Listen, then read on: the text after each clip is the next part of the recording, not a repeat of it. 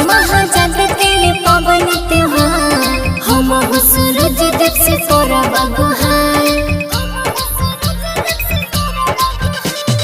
सब महाजागृति पवन त्योहार हम सूरज देव से करब गुहार। ए मोरा धनी सभे जानतानी माई के मनई ह गीत गाई के दौरा उठाए रवा चले ना घट पूजा करे के बा छठी माई के। दौरा उठाए सिया चले ना घट पूजा करे के बा छठी माई के। पूजा करे के बा छठी माई डीजे शिवा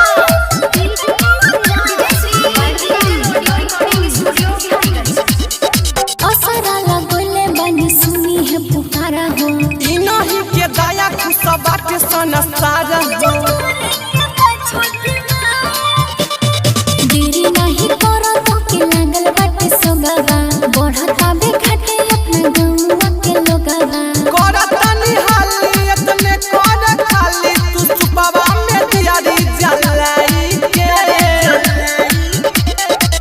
दौरा उठाए रवा चले ना घट पूजा करे के बा छठी माई के।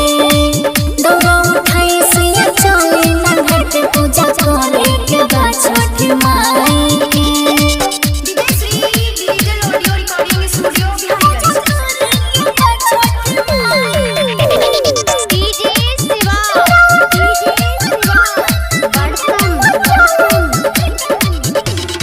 भूखल पियासल सासु करेली बरतिया तोहर के होई पुत माई के बसतिया।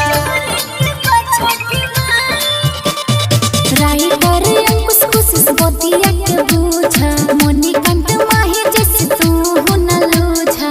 विशेष बारे अंगना में खारे तुले या ममता बोलाई के दौरा उठाए रवा चले ना घट पूजा करे के बा छठी माई के।